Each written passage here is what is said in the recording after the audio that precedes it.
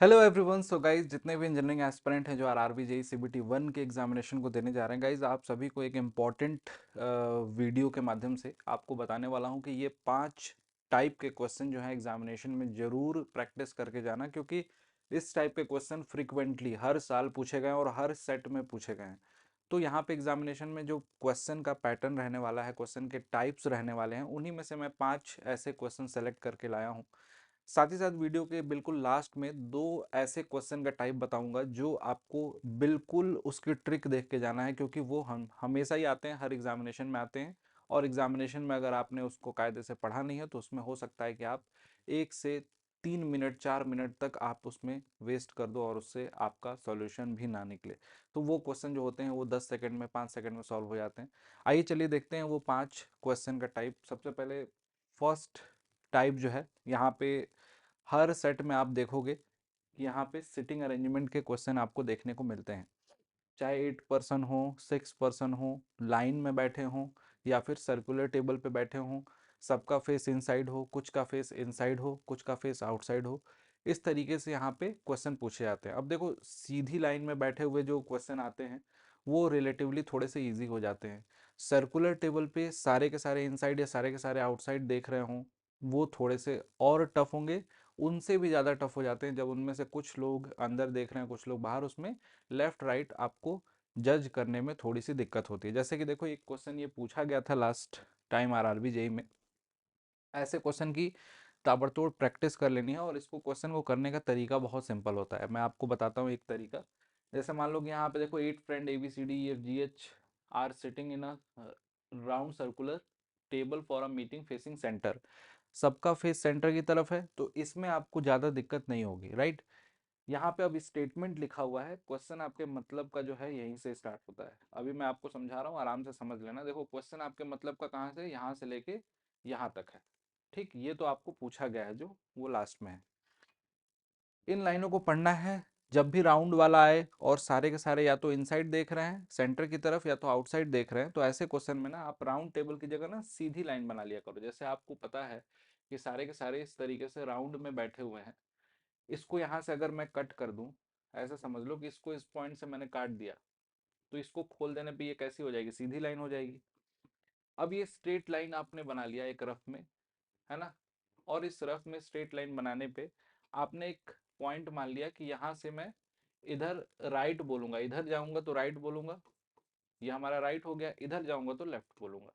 उसके बाद आप देखते जाओ, A is the second to the right of G. A जो है जी के दूसरे नंबर पे, राइट साइड में दूसरे नंबर पे। सपोज करो मैंने जी को यहाँ बैठाया, तो ये पहला नंबर, ये दूसरा नंबर, यहाँ पे हमने ए को बैठा दिया।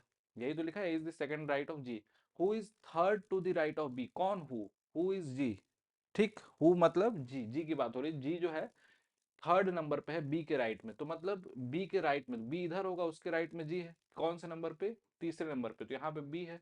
ये पहला नंबर, ये दूसरा नंबर, तीसरे नंबर पे जी आ गया। ठीक, सीधे ही देखो, मैं आपको सीधे सीधे लाइन पे यहाँ पे दिखा रहा हूँ, इसमें कुछ आपको दिक्कत नहीं होगी।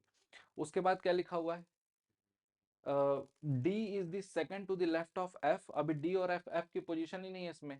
Who is sit between G and A, G और ए के बीच में एफ को बैठा दिया अगर, तो यहाँ पे लिखा हुआ है कि D is the second to the left of F. F के सेकंड मतलब फर्स्ट और सेकंड, लेफ्ट में सेकंड पे कौन सा है, डी है। ये डी को बैठा दिया। अब ये लिखा हुआ है कि अगला स्टेटमेंट देखिए, C is not a neighbour of B और ई। बी और ई का नेबर नहीं होना चाहिए, कौन सा, C. C is not a neighbour of B and D. Simple कर दिया क्वेश्चन। देखो अब, या तो यहाँ पे बी है, यहाँ पे ये तो लेफ्ट लिखा था मैंने, ये बी है। अब बोल रहा है कि C is not a neighbour of B. B का भी नेबर नहीं है, ई का भी नेबर, ई तो अभी आपने बनाया ही नहीं है, और एक और एच छूट रहा है। एच हमारा काम का है। अब यहाँ पे अगर इस जगह पे मैंने कहीं भी सी को रखा, तो वो तो नेबर हो जाएगा। तो सी बी का नेबर ना हो, ई का भी नेबर ना हो, उसके लिए हमें क्या करना पड़ेगा, उसके लिए हमें करना पड़ेगा कि भाई साहब ई को यहीं रख दो सर, उसके बाद एच को डाल दो, और उसके बाद आप डाल दो किसको, उसके बाद आप डाल दो जो हमारा पूछा गया सी को। अब सी देखो, बी और ई का नेबर नहीं है। अगर एच को हम इधर करते तब भी ये नेबर हो जाता, एच को यहाँ करते तब भी ई का नेबर हो जाता। बी और ई दोनों का नेबर नहीं होना चाहिए। अब ये आपके पास पूरा ऑर्डर अरेंज हो गया।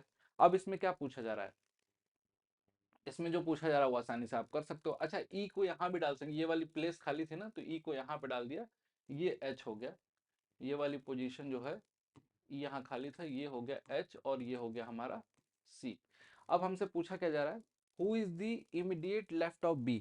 इमीडिएट लेफ्ट, B का इमीडिएट लेफ्ट कौन सा है इसमें, B का इमीडिएट लेफ्ट, ये तो राइट हो गया इमीडिएट, इमीडिएट लेफ्ट H हो गया।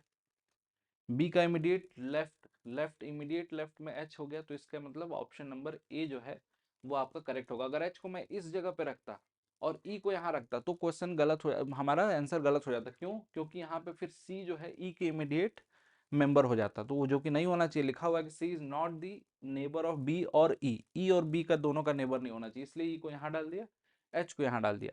अब हमारा काम सही से आसानी से सॉल्व हो गया, इसका आंसर ए हो गया। दूसरा जो टाइप है, सिटिंग अरेंजमेंट की प्रैक्टिस कर लेना, क्वेश्चन 100% पूछा ही जाता है और उसमें समय ज़्यादा लग जाता है। कई बार आप इधर उधर लेफ्ट राइट, आप देखो सीधी लाइन पे करा दिया, आपका क्वेश्चन तुरंत सॉल्व हो गया। अगर आप इसको राउंड पे करते, अगर इसको सर्कुलर मान के ही पूरा बैठाते, तो इधर से आपको लेफ्ट राइट ढूंढते। कई बार बच्चे ढूंढते हैं, प्रैक्टिस नहीं करते हैं, एग्जामिनेशन में जाते हैं, सोचते हैं फर्स्ट टाइम दे रहा हूँ, कोई बात नहीं क्वेश्चन तो कर ही लूंगा, तो उसमें ढूंढने लगते हैं कि ये लेफ्ट हो गया, ये राइट हो गया, उसमें आपका टाइम ज़्यादा जाता है, तो उसको बचाना है, ठीक है। इसके बाद देखो second, how many triangles are there. अब देखो इसमें ट्रायंगल काउंटिंग वाले, फिगर में ट्रायंगल रेक्टेंगल काउंटिंग वाले क्वेश्चन बहुत आते हैं। कुछ तो बेसिक जो आपको पता होना चाहिए, अदरवाइज कुछ बहुत डिफिकल्ट आ गया तो उसमें तो काउंट करना ही पड़ेगा। कुछ ऐसे रैंडम फिगर दे दिया तो उसमें तो काउंट करना पड़ेगा, लेकिन कुछ तो आपको आइडिया भी लग सकता है ना, जैसे ऐसे फिगर आ गए। अब ऐसे में कुछ बच्चे क्या करेंगे, वहां गिनना स्टार्ट कर देंगे, 1 2 3 4, फिर ये 5, फिर ये 6, फिर ये 7, फिर ये 8, फिर ये, इस तरीके से काउंट करेंगे। आपको ना इसका एक यूनिट यूनिट डायग्राम बना के समझा रहा हूँ। देखो सपोज करो कि एक ट्रायंगल है यहाँ पे, इस ट्रायंगल में बीच में से ऐसे लाइन खींची हुई है, ये इस तरीके से। अब इसमें टोटल नंबर ऑफ ट्रायंगल कितने होंगे? आपने देखा कि एक ट्रायंगल, दो ट्रायंगल, एक बड़ा वाला ट्रायंगल, तीन ट्रायंगल। ये कैसे आ रहा है? 1+2 से आ रहा है, ठीक। तीन का भी बना के देख लेना, उसी तरीके से आएगा 1+2 से। उसी तरीके से यहाँ पे अगर इस ट्रायंगल की हम बात करें, 1 2 3 4, ये कितना हो गया? 4, और ये 3+3 6 10, टोटल 10 ट्रायंगल इसमें हो रहे हैं। अगर इसको काउंट करें 1+2+3+4, सिंपल सी ट्रिक है। यहाँ पे टोटल इस वाले में 10 ट्रायंगल हो रहे हैं। उसी तरीके से एक बड़ा सा ये वाला अगर देखा जाए, इसमें भी 1 2 3 4, इसमें भी कितने हो रहे हैं? 10। जितनी लेयर होगी, एक लेयर, दो लेयर, तीन लेयर, तो 10 10 ट्रायंगल बढ़ते जाएंगे। यहाँ भी 1 2 3 4, ये पूरे ट्रायंगल की बात हो रही है। तो 10 10 10, टोटल आंसर कितना हो गया? 30। अब मैनुअली काउंट करने लगोगे तो आपको टाइम ज़्यादा लगेगा, समझ रहे हो। ये सब छोटी छोटी ट्रिक्स अगर आपने देख रखी है, अब फिगर काउंटिंग वाले क्वेश्चन भी बहुत सारी बार एग्जामिनेशन में पूछे जाते हैं। रेक्टेंगल के इसी तरीके से पूछे जाते हैं, मल्टीप्लाई करके निकाल सकते हो। ऐसे भी कर सकते हैं कि ये 1+2+3+4 10 हुआ, 10 कितने हो? 1 2 3, 10 × 3 30, आंसर खत्म। नेक्स्ट, ये देखो यहाँ पे, इसलिए ऐसा क्वेश्चन दे रहा हूँ कि यहाँ पे ना sine cos tan cosec sec, इन सब के ना जो फॉर्मूले हैं, उन फॉर्मूले पे बेस्ड क्वेश्चन आपको एग्जामिनेशन में देखने को मिलेंगे। साइन A+B का फॉर्मूला, साइन A-B का फॉर्मूला, टैन A+टैन B, जैसे ये क्वेश्चन है दिया हुआ है, टैन A+B का फॉर्मूला यूज करके आसानी से निकाल सकते हो। आइए चलिए देखते हैं यहाँ पे क्या पूछा गया। Tan alpha is equal to 1/2, tan beta is equal to 1/3, then alpha plus beta. अब डायरेक्ट तो निकलेगा नहीं, हमें पता है कि सर ये एक फॉर्मूला तो हम जानते हैं, टैन अल्फा प्लस बीटा, यही पूछा गया है। चूंकि यही पूछा गया इसलिए अल्फा प्लस बीटा का फॉर्मूला ले रहे हैं। ये क्या होता है? Tan alpha plus tan beta divided by 1 - tan alpha tan beta. Correct, simple सा है। टैन अल्फा टैन बीटा की वैल्यू दी हुई है 1/2, 1/3, 1 - 1/2 इंटू 1/3। ये देखो कितना हो जाएगा? 5/6, नीचे 1/6, 5/6 नीचे भी, दैट इज 1। अब tan अल्फा प्लस बीटा 1 आ रहा है, यानी कि tan 45 डिग्री। ऑब्वियस सी बात है कि 45 डिग्री की वैल्यू 1 होती है, तो अल्फा प्लस बीटा की वैल्यू कितनी हो गई? 45। tan 45 की वैल्यू 1 होती है, तो यहाँ पे alpha plus beta 45, B option बिल्कुल सही हो जाएगा। कितना सिंपल था, लेकिन फॉर्मूला अगर नहीं याद होता इधर उधर घूमते फिरते और उसके बाद स्किप कर देते। ठीक, आगे देखिए, एरिया कैलकुलेशन के फॉर्मूले कई बार यहाँ पे हम प्रैक्टिस नहीं करते हैं, कोन का सरफेस एरिया भूल जाएंगे। ठीक, मे भी हो सकता है पढ़ाओ बहुत पहले इंजीनियरिंग करते समय आपने टच में नहीं है, छोड़ दिया आपने, मैथमेटिक्स टच में नहीं थी, छोड़ दिया, मैथ्स पढ़ा है तो बहुत अच्छी बात है। फॉर्मूले सारे याद कर लेना, फ्रस्टम ऑफ कोन, कोन का, फिर से सरफेस एरिया जो है आपको स्फेयर का, स्फेयर का क्रॉस सेक्शन, क्रॉस सेक्शन कई बार लिख देता है, क्रॉस सेक्शन मतलब नीचे जो सर्कल बन रहा है उसका एरिया, कई बार लिख देता है सरफेस एरिया हेमिस्फेयर का। तो इस तरीके से छोटे छोटे क्वेश्चन पूछे जाएंगे। अब यहाँ पे देखो हेक्सागन पूछा है, what is the area of regular hexagon, षटकोण जानते हो ना, हेक्सागन है यहाँ पे। अब रेगुलर हेक्सागन है, सारी साइड बराबर होती है यहाँ पे। अब इसमें भी कई लोग ना सोचेंगे कि फॉर्मूला नहीं याद है तो कैसे करेंगे, इसमें फॉर्मूला नहीं याद है तो चलो कम से कम इक्विलेटरल ट्रायंगल का, समबाहु त्रिभुज का फॉर्मूला तो याद होगा। इसमें सारे के सारे जो साइड्स होंगी, सारी की सारी साइड्स जो हैं इसमें, यहाँ पे सारी की सारी साइड्स कैसी हैं, यहाँ पे सेंटर से जब मिलाएंगे इसको हम, तो जितने भी ट्रायंगल बनेंगे, ये जितने भी ट्रायंगल बन रहे हैं, ये सारे के सारे क्या हैं, इक्विलेटरल ट्रायंगल है।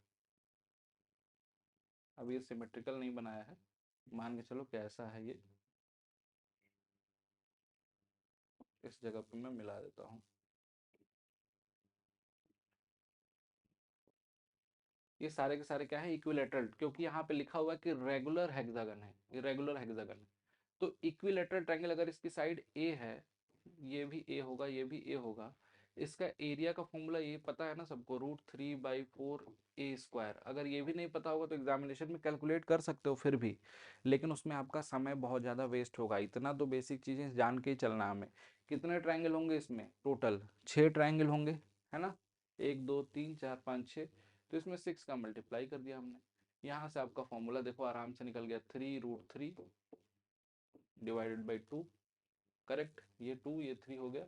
और एरिया ए जो है, साइड जो है 6 दिया हुआ है, 6 का स्क्वायर ये 18, 18 गुणे 3 54, 54√3 ये 2 से कट चुका था, 54√3, ये 2 से एक 6 कटा था, 3, 6 × 3 18, और 18 × 3 54, तो ये आपका आंसर हो जाएगा सी वाला पार्ट।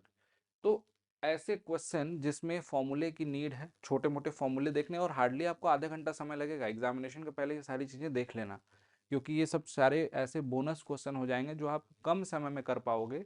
अगर इसमें समय ज़्यादा लग रहा है तो आपको थोड़ा सा सोचना है कि ऐसे क्वेश्चन में समय क्यों लगा, क्योंकि आपने फॉर्मूला नहीं पढ़ा या छोटी छोटी बेसिक चीज़ें नहीं पढ़ी। इसके अलावा फिगर वाले क्वेश्चन आते हैं। अब ये क्वेश्चन ऐसे होते हैं कि कई बार हमें देखते के साथ स्ट्राइक कर जाते हैं, कई बार ऐसा होता है कि 2 से 3 मिनट वेस्ट करके छोड़ना पड़ता है, स्किप करना पड़ता है। तो इसमें एक रूल बना लेना, सबको बोल रहा हूँ, देखो इसमें 1 मिनट का रूल बनाना, 60 सेकेंड का, 60 सेकेंड में अगर हुआ तो ठीक है, नहीं हुआ तो स्किप, समय खा जाएगा भाई, मैं बता रहा हूँ आपको, स्ट्राइक नहीं किया तो। जैसे अब ये क्वेश्चन है, ये प्रीवियस ईयर में आया हुआ क्वेश्चन है, इसमें अगर आपको लॉजिक नहीं समझ में आएगा, अब इसमें देखो कुछ बुक्स से रेफरेंस लिया है मैंने, ये प्रीवियस ईयर का क्वेश्चन है, लेकिन हो सकता है कि इसमें कुछ डेटा मिस्टेक हो, लेकिन फिर भी मैं बता रहा हूँ। यहाँ पे देखो, इसमें लॉजिकली सबसे पहले क्या सोचेगा कोई, या तो डिफरेंस निकालेगा, देखेगा कुछ लॉजिक, देखेगा नहीं समझ में आ रहा, फिर देखेगा कि बड़े नंबर को जोड़ के इससे डिवाइड कर दिया जाए तो 40 + 41 81 हो रहा है, दिख रहा है 81, 9 से डिविजिबल है, 9 × 9 ये दिख रहा है यहाँ पे। यहाँ पे 25 + 38, इन दोनों को जोड़ा, ये भी 7 × 9 है, करेक्ट, 7 × 9 है, 63 आ रहा है,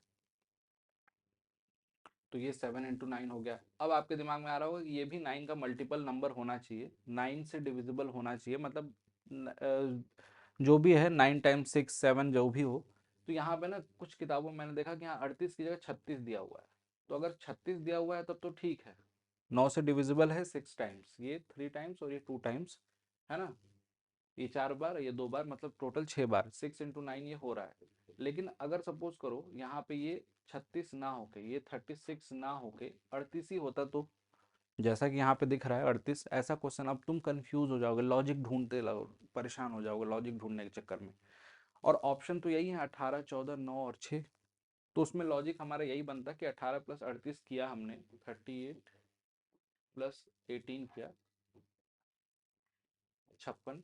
अब 56 जो है ये सब डिविजिबल थे, ये नंबर जो था 7 से डिविजिबल था, ये नंबर जो था ऊपर सम करने पे 9 से डिविजिबल था। तो ये 56 जो है ऑप्शन में जो दिया हुआ है उसमें 14 से डिविजिबल है। तो उस हिसाब से अगर हम जाते, अगर 38 दिया होता तो उस हिसाब से हम 14 को टिक लगा देते। अदरवाइज हमारे पास अगर 36 होता तो हमारा आंसर क्या हो जाता, 6, जो कि ऑप्शन में है, अगर यहाँ 36 होता तो। लेकिन हाँ, ये क्वेश्चन जो भी है इसमें बस आपको यही ध्यान देना है कि थोड़ी बहुत प्रैक्टिस करनी है, लेकिन एग्जामिनेशन में अगर क्वेश्चन दिख रहा है, अगर उसमें तुम्हारा 1 मिनट से ज़्यादा समय जा रहा है तो इसका मतलब तुमने अपना समय वेस्ट किया। 2 मिनट दे दिया तो आपके क्वेश्चन छूटेंगे आगे चल के, फॉर श्योर छूटेंगे। तो क्वेश्चन के लिए स्पीड मेंटेन करना है, स्टार्टिंग से क्वेश्चन में अननेसेसरी टाइम नहीं देना है। जैसा कि मैंने आपको स्टार्टिंग बताया था, ये 5 टाइप हैं जो अक्सर पूछे जाते हैं। इनके अलावा 2 ऐसे टाइप आपको बताने जा रहा हूँ जो कभी कभार पूछे जाते हैं, जिसमें एक टाइप तो आएगा ही आएगा 100%। एक टाइप जो है किसी सेट में आता है, किसी सेट में नहीं आता है, उसकी प्रैक्टिस जरूर कर लेना। उन दोनों टाइप में से मैं बता दे रहा हूँ आपको, वो टेस्ट में भी रखे गए हैं। ये टेस्ट सीरीज जो है ना, इस टेस्ट में भी उन टाइप्स को डाला गया है। ये वाली बिल्कुल फ्री है, ये वाली टेस्ट सीरीज बिल्कुल फ्री है अड्डा 24/7 एप्लीकेशन पे। अभी भी इतना दिन है ना कि आप जाके इनके क्वेश्चन प्रैक्टिस कर सकते हो। ये लाइव टेस्ट सीरीज है, इसमें सारे बच्चों के साथ आप क्वेश्चन टेस्ट दे सकते हो। और ये वाला जो टेस्ट सीरीज है इसमें आपके पूरे के पूरे टेस्ट हैं, इसमें जितने हो सकते हैं टेस्ट से प्रैक्टिस होगी, टाइम के साथ प्रैक्टिस होगी। और ये सारे टेस्ट सीरीज भी बहुत कम प्राइस में गाइज, ये लगभग लगभग 190 199 रुपए का है। इसमें आपको 260 टेस्ट हैं जो आपके पास रहेंगे प्रैक्टिस करने के लिए। फर्दर एग्जामिनेशन होगा उसके लिए भी रहेंगे, आपके पास वैलिडिटी रहेगी। तो इनमें से कुछ अच्छे क्वेश्चन है, उनकी टेस्ट की प्रैक्टिस जरूर कर लेना। बहुत ज़्यादा पैसा नहीं देना है, अड्डा 24/7 एप्लीकेशन पे है, लगभग 200 रुपये में कुछ नहीं जाता। अभी 5 दिन है, 5 दिन में सपोज करो कि तुमने 500 600 क्वेश्चन भी लगा लिया ना, तो बहुत क्वेश्चन होते हैं। तो उन क्वेश्चन को जाके प्रैक्टिस कर लेना। जो मैं बात बता रहा था आपसे डाइस वाला, एक तो डाइस वाले क्वेश्चन, इसमें स्टैंडर्ड डाइस क्या होता है, क्वेश्चन ट्रिक कैसे हम देखते हैं, क्वेश्चन पहचानते कैसे हैं कि क्या आंसर होगा। देखते के साथ कई लोग आंसर बता देते हैं, आप सोचते रह जाते हो। ट्रिक होती है, क्लॉकवाइज देखना है, किस नंबर को मार्क करना है, क्या पूछा जा रहा है, कौन सा नंबर कॉमन है, वो सारी चीज़ें आपको देख के समझ में आ जाएगा। तो डाइस वाला तो है ही। टाइम एंड वर्क का क्वेश्चन जो होता है ना, टाइम एंड वर्क वाले क्वेश्चन जो होते हैं, ये वाले क्वेश्चन थोड़े से होते हैं ऐसे कि जो फंसा सकते हैं। पिछली बार जो आरआरबी का एग्जामिनेशन हुआ था, उस एग्जामिनेशन में हर सेट में क्वेश्चन जो आए थे उसमें ज़्यादातर क्वेश्चन जो थे बहुत टफ नहीं थे, लेकिन कुछ कुछ सेट में टाइम एंड वर्क के क्वेश्चन ऐसे थे जो बहुत टफ थे। टफ का मतलब ये हुआ कि उसमें आप डायरेक्ट लॉजिक से उसको आंसर नहीं निकाल पाओगे। जैसे अल्टरनेट डेवर है, आज बी ने काम किया, कल ए ने किया, फिर परसों बी ने किया, फिर सी ने किया, फिर ए ने किया। इस तरीके से काम कितने दिन में कंप्लीट होगा, समझ रहे हो। तो ऐसे क्वेश्चन जब आ जाते हैं तो उसमें टाइम ज़्यादा लग जाता है आपका। लॉजिक अगर आपने अच्छे से क्वेश्चन प्रैक्टिस नहीं की है, समझा नहीं है, तो यहाँ पे थोड़ा सा देख लेना, प्रैक्टिस कर लेना। ये 2 एडिशनल और ये जो 5 टाइप बताएं, इन 5 टाइप की प्रैक्टिस। बाकी सारे क्वेश्चन मुझे लगता है कि आप लोग प्रैक्टिस कर रहे होगे। ओवरऑल पूरे पूरे एग्जामिनेशन के लिए अच्छे से मैथ्स रीजनिंग सब कुछ पढ़ रहे होगे इनफैक्ट। तो इसी तरीके से पढ़ते रहिए और ऑल दी बेस्ट यार। एग्जामिनेशन है आपका, अच्छे से देना है एग्जामिनेशन, जरूर सिलेक्शन होगा आपको। और ये सोच के कभी नहीं देना है कि कट ऑफ 70 जाएगी तो मैं 72 कर दूं, 75 कर दूं। अपना बेस्ट देना है बस, right. Thank you so much, bye bye, take care.